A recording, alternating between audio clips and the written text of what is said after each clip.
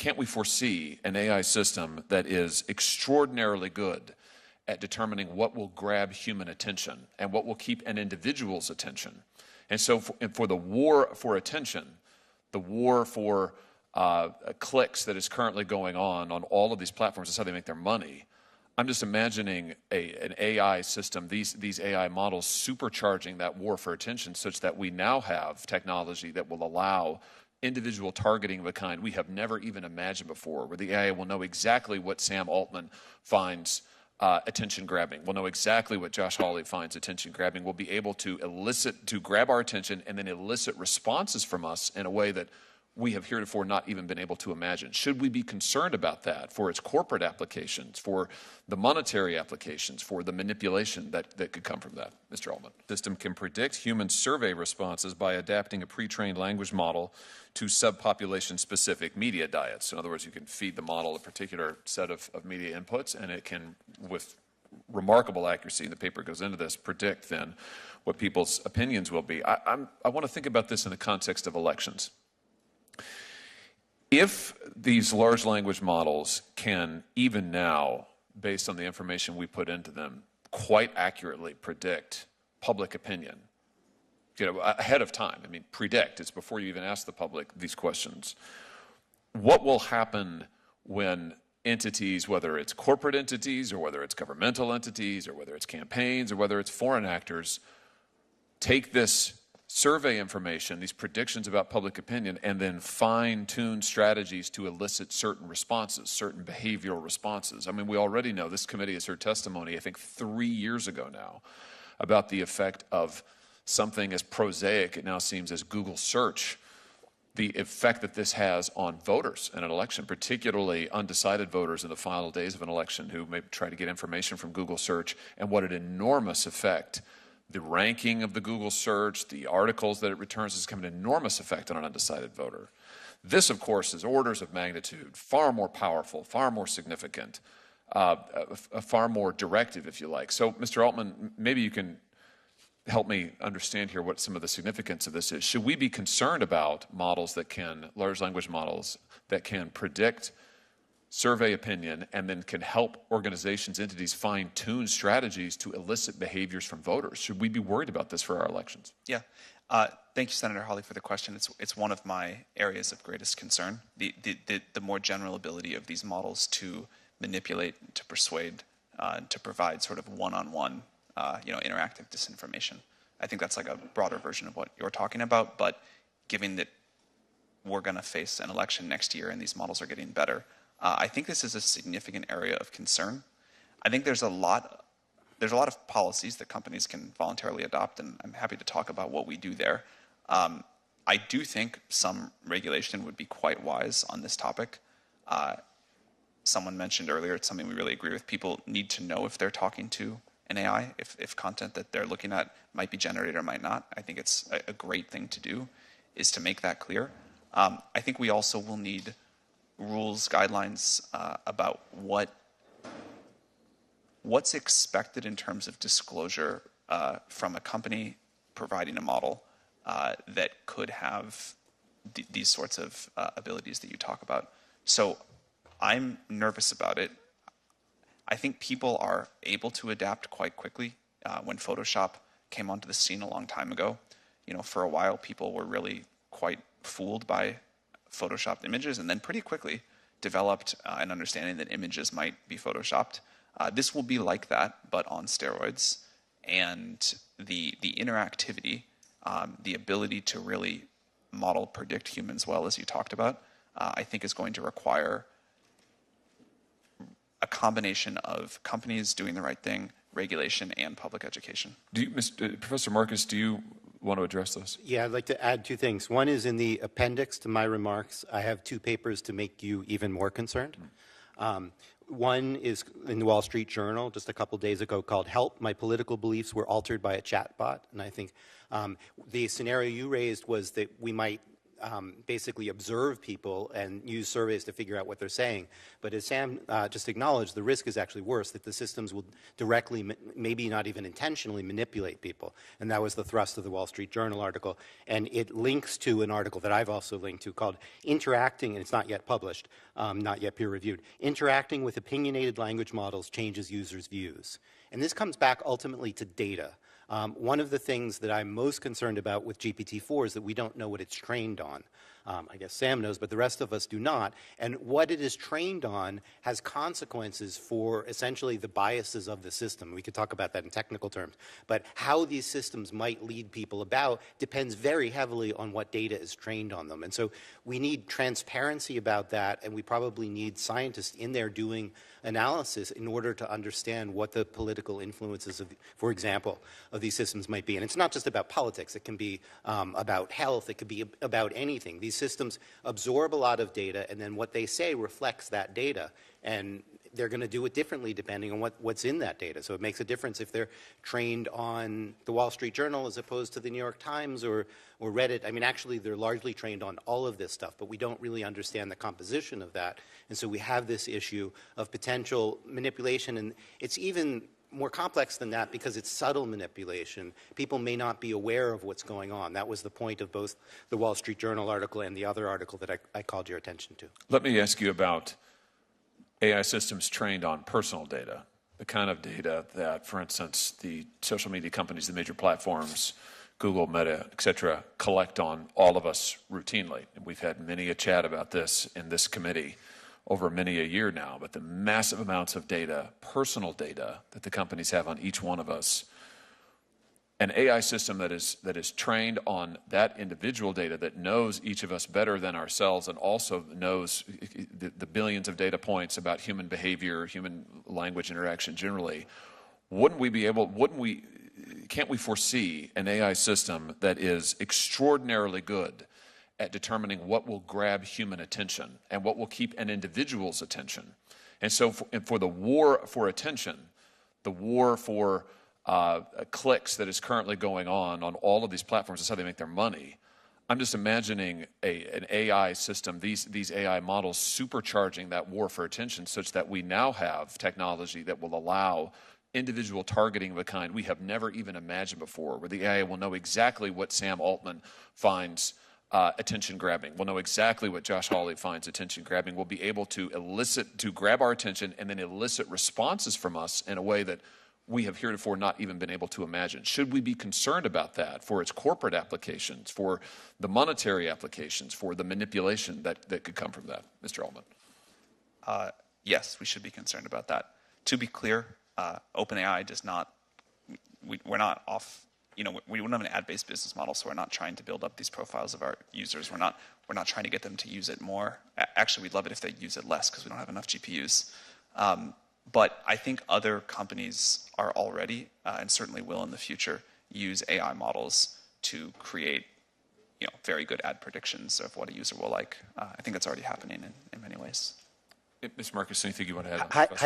Yes, and perhaps Ms. Montgomery will want to too, as well. I don't know, but hyper-targeting of advertising is definitely going to come. I agree that that's not been OpenAI's business model. Of course, now they're working for Microsoft, and I don't know what's in Microsoft's thoughts, but we will definitely see it. Maybe it will be with open source language models. I don't know, but the technology there is, let's say, partway there to being able to do that, and we'll certainly get there.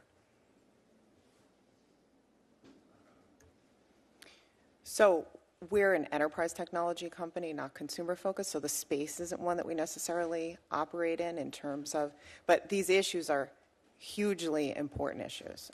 And it's why we've been out ahead in developing the technology that will help to ensure that you can do things like produce a fact sheet that has the ingredients of what your data is trained on. Data sheets, model cards, all those types of things, and calling for, as I've mentioned today, transparency. So you know what the algorithm was trained on, and then you also know and can manage and monitor continuously over the life cycle of an AI model, the behavior and the performance of that model. Senator Hawley.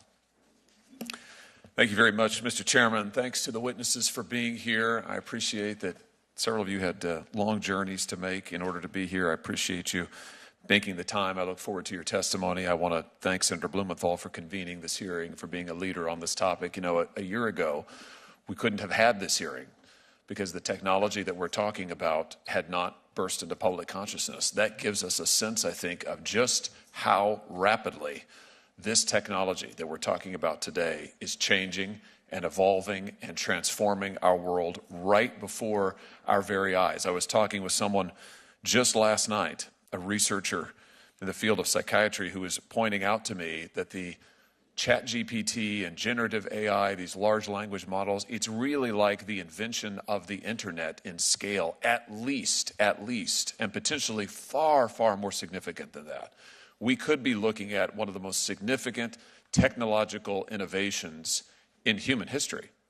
And I think my question is, what kind of an innovation is it going to be? Is it going to be like the printing press that diffused knowledge and power and learning widely across the landscape, that empowered ordinary, everyday individuals, that led to greater flourishing, that led above all to greater liberty? Or is it going to be more like the atom bomb? Huge technological breakthrough, but the consequences, severe, terrible, continue to haunt us to this day. I don't know the answer to that question. I don't think any of us in the room know the answer to that question, because I think the answer has not yet been written. And to a certain extent, it's up to us here and to us as the American people to write the answer. What kind of technology will this be? How will we use it to better our lives? How will we use it to actually harness the power of technological innovation for the good of the American people, for the liberty of the American people, not for the power of the few? You know, I was reminded of the psychologist and writer Carl Jung, who said at the beginning of the last century that our ability for technological innovation, our capacity for technological revolution had far outpaced our ethical and moral ability to apply and harness the technology we developed. That was a century ago. I think the story of the 20th century largely bore him out. And I just wonder, what will we say as we look back at this moment about these new technologies, about generative AI, about these language models, and about the host of other AI capacities that are even right now under development, not just in this country, but in China, at the countries of our adversaries, and all around the world. I mean, I think the question that Jung posed is really the question that faces us. Will we strike that balance between technological innovation and our ethical and moral responsibility to humanity, to liberty, to the freedom of this country?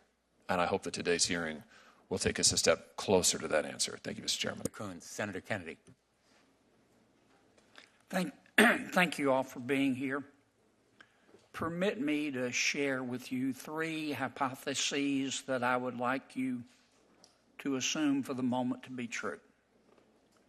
Hypothesis number 1, many members of Congress do not understand artificial intelligence. Hypothesis number 2,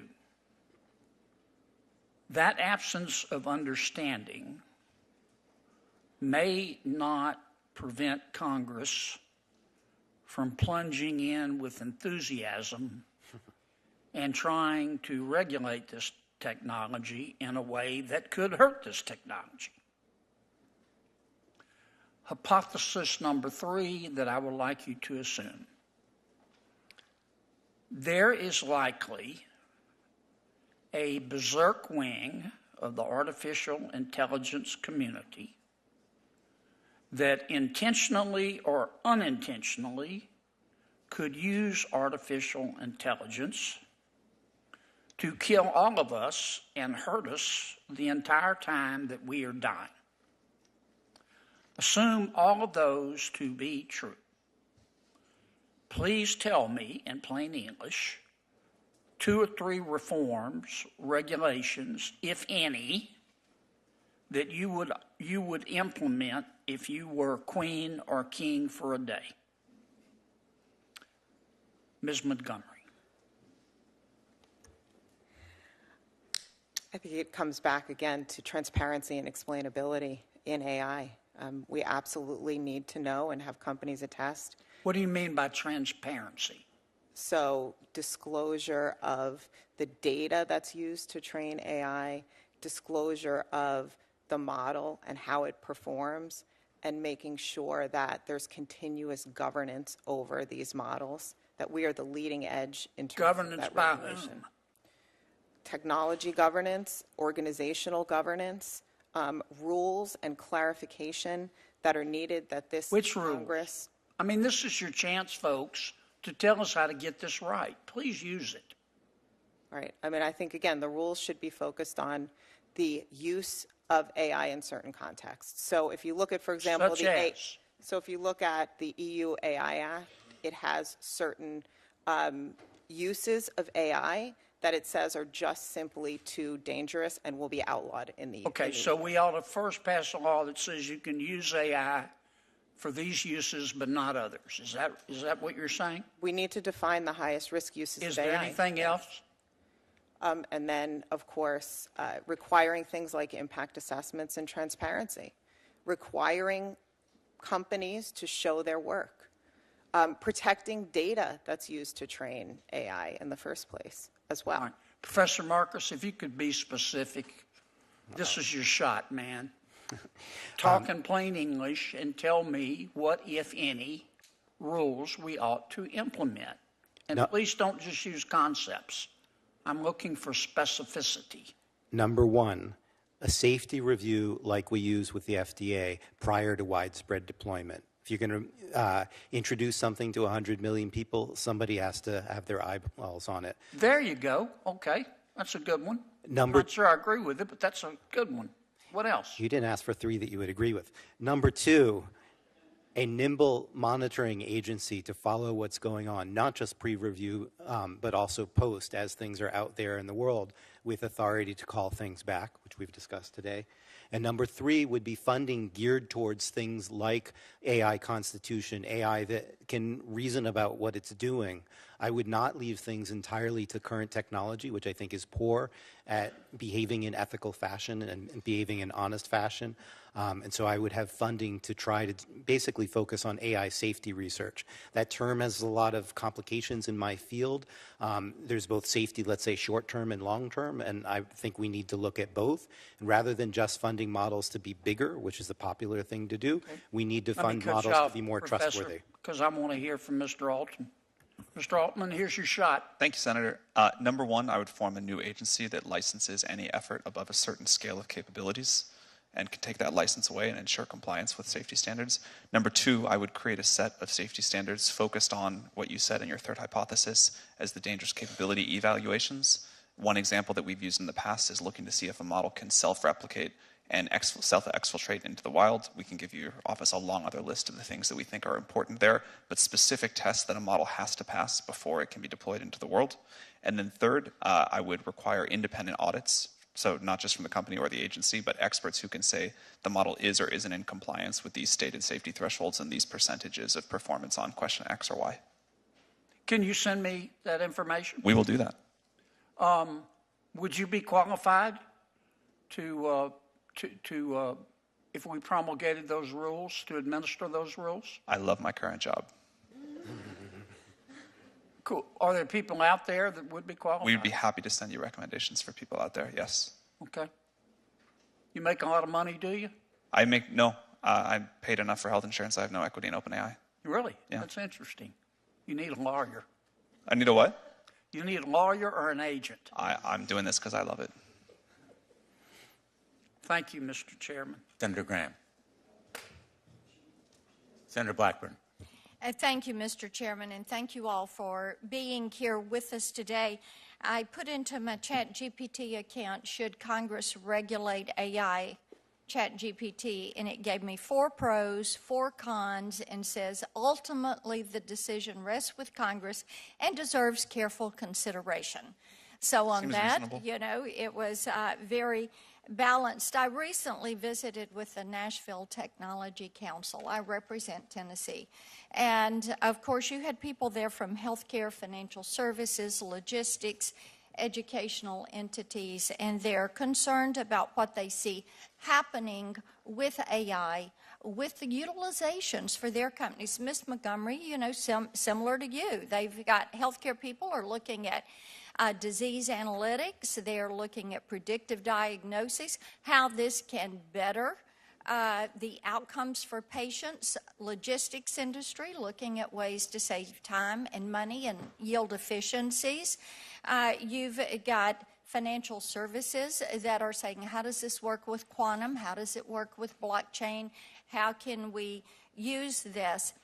But I think as we have talked with them, Mr. Chairman, one of the things that continues to come up is, yes, Professor Marcus, as you were saying, the EU, different entities are ahead of us in this, but we have never established a federally given preemption for online privacy, for data security, and put some of those foundational elements in place, which is something that we need to do as we look at this. And it will require that Commerce Committee, Judiciary Committee decide how we move forward so that people own their virtual you. And Mr. Altman, I was glad to see last week that your OpenAI models are not going to be trained using consumer data. I think that that is important, and if we have a second round, I've got a host of questions for you on data security and privacy. But I think it's important to let people control their virtual you, their information in these settings. And I want to come to you on music and content creation, because we've got a lot of songwriters and artists, and I think we have the best creative community on the face of the earth there in Tennessee. And they should be able to decide if their copyrighted songs and images are going to be used to train these models. And I'm concerned about OpenAI's jukebox. It offers some re-renditions in the style of Garth Brooks, which suggests that OpenAI is trained on Garth Brooks songs. I went in this weekend and I said, write me a song that sounds like Garth Brooks. And it gave me a different version of Simple Man. So it's interesting that it would do that. But you're training it on these copyrighted songs, these MIDI files, these sound technologies. So as you do this, who owns the rights to that AI-generated material? And using your technology, could I remake a song, insert content from my favorite artist, and then own the creative rights to that song? Thank you, Senator.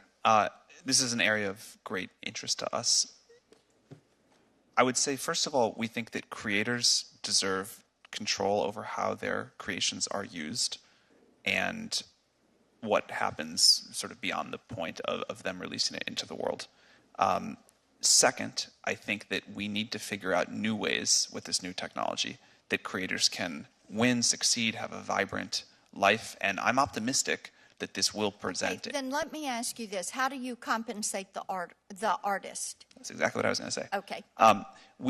We're working with artists now, visual artists, musicians, to figure out what people want. There's a lot of different opinions, unfortunately, and at some point we'll have to. Let me ask you this. Do you favor something like Sound Exchange that has worked in the area of radio? I'm not familiar with Sound Exchange, I'm sorry. Streaming. Okay. You've got your team behind you. Get back to me on that. That would be a third-party entity. Okay. So let's discuss that. Let me move on. Can you commit, as you've done with consumer data, not to train ChatGPT, OpenAI, Jukebox, or other AI models on artists and songwriters' copyrighted works, or use their voices and their likenesses without first receiving their consent? So first of all, Jukebox is not a product we offer. That was a research release, but it's not, unlike ChatGPT or DALL-E. Yeah, but we've lived through Napster. Yes. That was something that really cost a lot of artists a lot of money. Oh, I understand. Yeah, for sure. In the digital distribution era. I don't know the numbers on Jukebox on the top of my head as a research release. I can follow up with your office, but it's not. Jukebox is not something that gets much attention or usage. It was put out to show that something's possible. Well, Senator Durbin just said, and I think it's a fair warning to you all. If we're not involved in this from the get-go, and you all already are a long way down the path on this, but if we don't step in, then this gets away from you. So are you working with the Copyright Office? Are you considering protections for content generators and creators in generative AI? Yes, we are absolutely engaged on that. Again, to reiterate my earlier point, we think that content creators, content owners need to benefit from this technology. Exactly what the economic model is, we're still talking to artists and content owners about what they want. I think there's a lot of ways this can happen, but very clearly, no matter what the law is, the right thing to do is to make sure people get significant upside benefit from this new technology.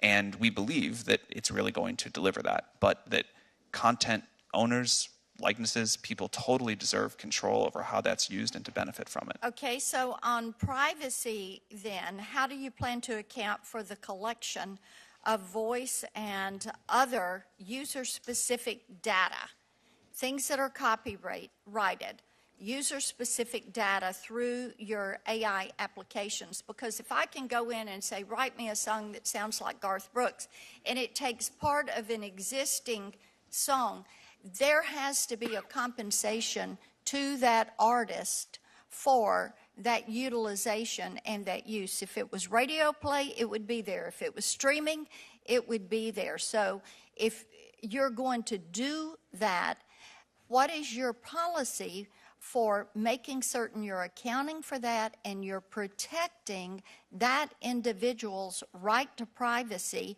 and their right to secure that data and that created work? So a few thoughts about this. Number one, we think that people should be able to say, I don't want my personal data trained on.